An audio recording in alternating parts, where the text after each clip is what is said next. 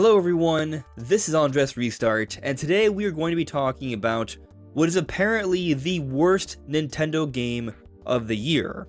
So I'm going to be talking more about Dragon Drive, how it's a game that not everyone loves, but you know what, maybe there's still something here, and also talking about Nintendo's overall lineup and what's ultimately going to end up being ranked as the best game of this year. So we have a little bit to get into this fine Saturday afternoon, or whenever you do decide to watch this video. So the Metacritic score for Dragon Drive is a 62, and for those that don't know, Metacritic is a site that brings together a variety of different respected critics out there and puts together a weighted average to determine an overall score.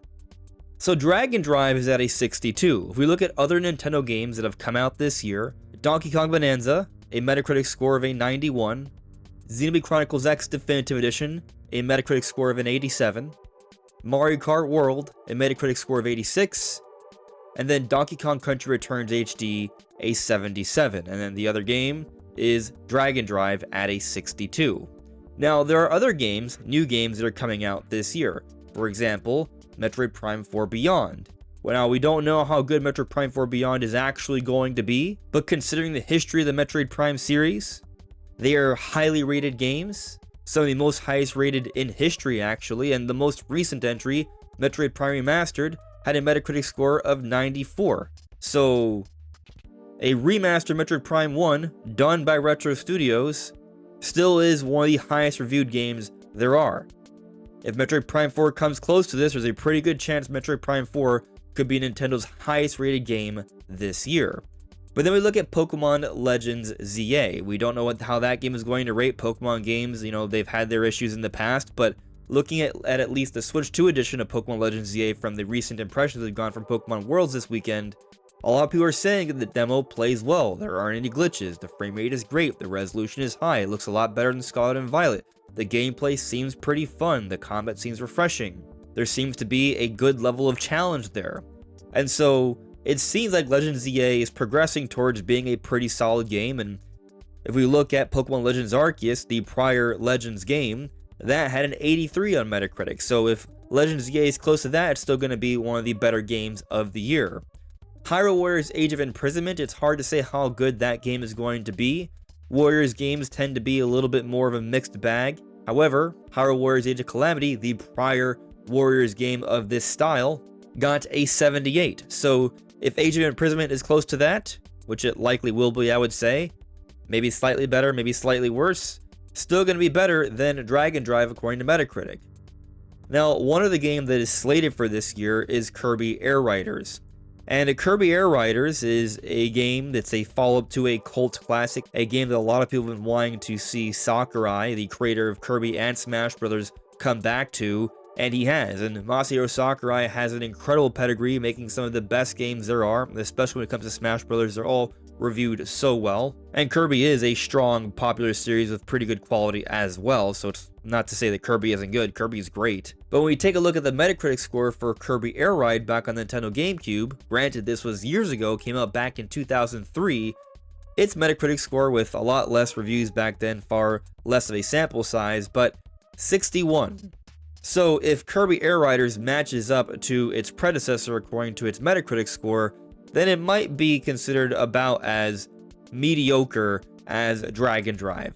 That said, Kirby Air Ride had a far higher user score. It's one of those games that a lot of people who grew up with the game came to love a great deal, appreciated it from a different perspective. And if I'm a betting man here, I'm going to say that Kirby Air Riders is not going to come out and review so poorly that its Metacritic score is going to be in the 60s. I bet it's going to be higher than that. By how much, we shall see. But point is, I think once everything is said and done, I don't think people are going to be saying that Kirby Air Riders would be a worse game than Dragon Drive. And so, what is wrong with Dragon Drive? Why is this game so lesser than everything else Nintendo has put out this year?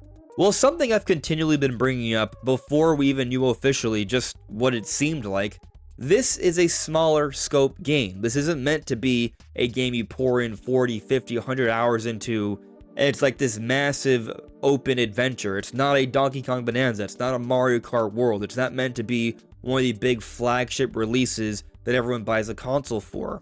It's just another little complementary piece to the overall lineup. It's a $20 game USD on the Switch eShop. It's not a full-scale game. We just found out the development team was just comprised of 18 developers. Small project. That said, just because a project is small doesn't mean it can't be good.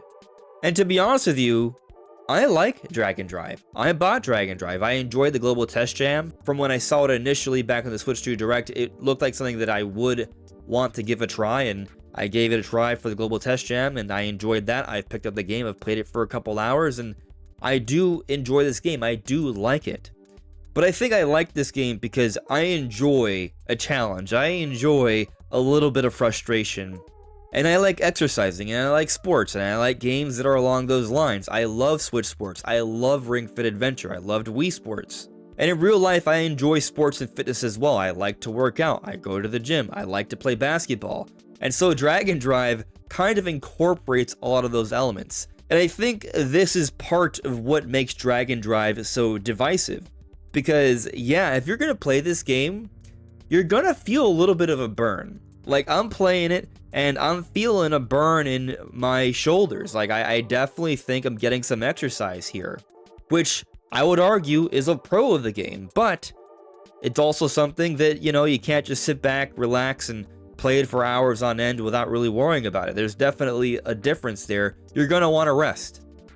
And I've seen people talking about how it's kind of uncomfortable to play beyond just like shoulder exercise pain, but like just like angles and joints. And I do gotta say, there is something to figure out there with your setup. Like, I've tried playing it on the couch or putting my Joy-Cons on a pillow or my lap, and it's okay. I've been able to get the job done, but also given how challenging the game is to sort of really get a good grip on, I haven't had the most satisfying experience trying to play on my couch as of yet. Maybe I'll figure something out, but where I found the game to be a little bit more manageable is playing at my desk. So I do have a setup so I can play my Switch 2 at my desk on my computer, and as you see here, I can actually play. I have like a mouse pad there, and it works pretty well. Something else I've tried that is interesting is that I also play on my cheap little spinning rolling chair here. So if I use the little rails on my chair where I place the Joy-Cons to move around, I'm almost like simulating the wheelchair experience.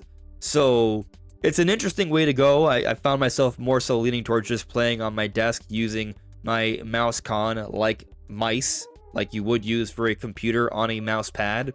And even then, I've still run into issues, right? I think part of it has to do with how I move my left hand versus my right hand, and maybe that's a good thing for me to learn to move my left hand a little bit better, but I seem to sometimes miss the angle at which I'm rolling down on the surface, and so sometimes I'm trying to just go straight, and I end up just doing a spin because I went at the desk at an angle with my left hand, and so I didn't actually register the slide. And that's been frustrating for me. And so I am still trying to get a good handle on what angle and sort of training, I guess, my muscles to slide consistently and accurately on my desk to play this game better. So to be totally clear, there is a learning curve here. This is not for the faint of heart. This is not an easy game. And for those reasons, because it's tiring, it may give you some discomfort depending on how you play it. It takes a while to figure that out. It's going to be actual exercise, and even then it's still not easy. I can see why a lot of people wouldn't want to get into this game, or would give up quickly. I totally understand it. And you know what? I have only put in a few hours. Maybe I'll put a few more hours, and a few more hours, and after a few weeks, I might say, this game sucks. I'm so tired of it. It's so frustrating it doesn't work, but that's not how it works for me. I don't think that's actually what's going to happen. Like, I'm playing these games, and I've won a few games, but there are others where I really feel like I'm struggling to play well. Like, as I said before, I play basketball, right? And, you know, I have a decent understanding of how to play defense in real life, but in the game, I find myself struggling to position myself and get to the ball and defend. And so there's a frustration there. I actually feel like offense works better, at least for 1 or 2 player teams. When it's 3 player teams, you're just playing with people publicly, you would want to rely on people being good teammates because that leads to better basketball, or in this case, better wheelchair basketball. But Online, when it's 3v3s, from my experience so far, people don't really want to pass. Once they get the ball, they're going for it. And no one likes a ball hog in actual basketball, and I think it pretty much applies here as well. That said, I found when doing 2v2s in public, there's a little bit more obvious passes that can be made. I think it's a little bit easier to sort of figure something out, and I found that passing happens a little bit more organically online for 2v2s. And maybe as the game progresses and the people who are still playing it will learn better and passing will become more prevalent in 3v3 public.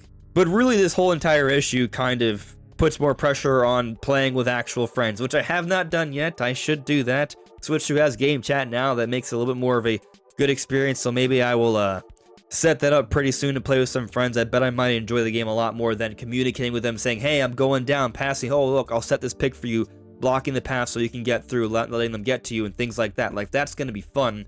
I'm looking forward to that.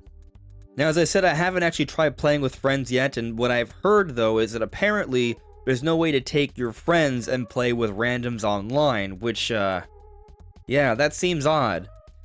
So, here's hoping they update the game and adjust the online to make it better, to make it more of a fun experience to play online, because otherwise, yeah, that does take away a lot from the experience, I would say.